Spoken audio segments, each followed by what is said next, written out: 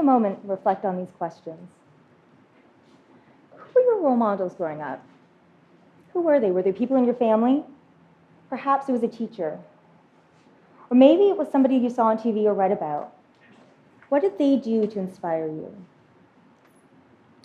When you were younger, what did you want to be when you grew up?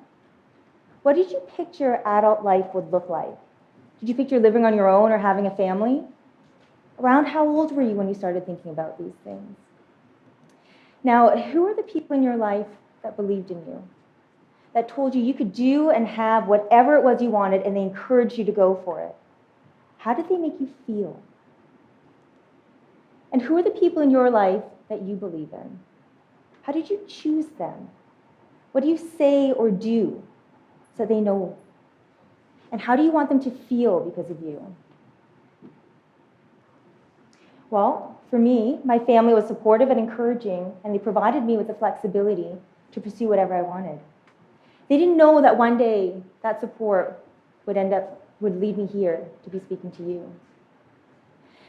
Around the time that I was doing my university applications, the parents of 2 girls that I babysat took the time to sit down with me and have a talk with me about schools and programs and possibilities. They didn't know that one day that would have a profound impact on my goals and my academic and professional career. And I had 3 supervisors who believed that I could make a difference in a community for families impacted by autism, even though at the time I really didn't know that much about autism. They didn't know that their belief in me would result in me working for one of the largest autism organizations in the world. You see, these people, they chose to support me. They chose to provide me with opportunities. They gifted me that. Now, whoever these people and these experiences were for you, I want you to imagine that one by one, they didn't exist. That role model wasn't there, that nobody said that you could do it, and nobody took a chance on you. How would your life look different now? You see, for youth and adults with autism, they don't always get the benefit of having a large support team around them. Opportunities to achieve their goals and find support are rare. And those opportunities are things like getting a post-secondary education, getting a job with a competitive salary, or living on their own.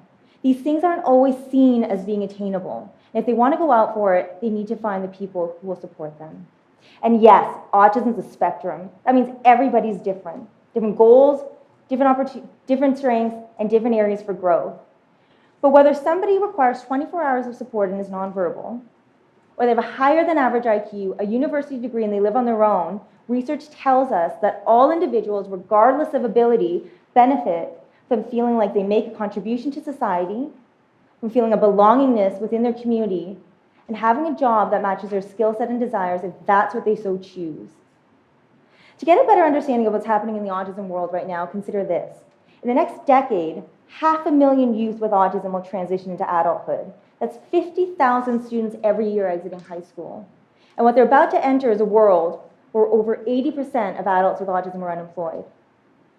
And of those that are employed, only 6% of them have a competitive role or salary compared to their peers. See, the thing is, there's no entitlement into access support services for adults. Far too many programs across this country are still using IQ as a criteria to access support, even though the majority of adults with autism don't have an intellectual disability. There's no pathway, there's no pipeline carved out for these individuals to access the supports they need. And the truth is, the transition into adulthood is a very risky time. So here's another question for you. Who do you believe is more responsible for the well-being and quality of life for individuals with autism? Is it their family? Or is it their community? You can only choose one. Well, based on how society looks today, I'm going to guess that the majority of you chose the family.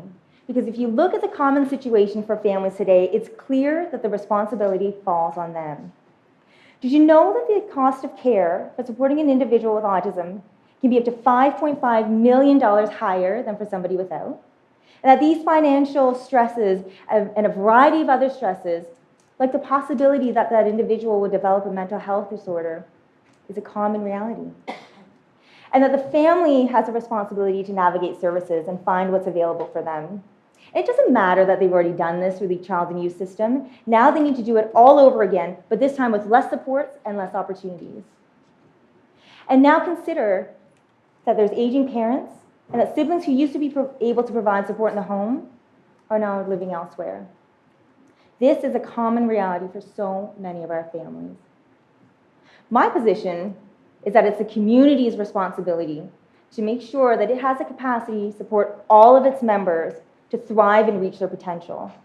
And that the community holding this responsibility is a much more effective way to make sure that all individuals with autism get the supports that they need to thrive.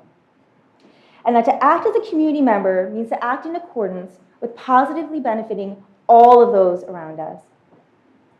Now, for those of you who are listening to this, and you may fall into a group of people who think, but autism doesn't impact me. It doesn't impact my daily life, and I don't really need to think about it.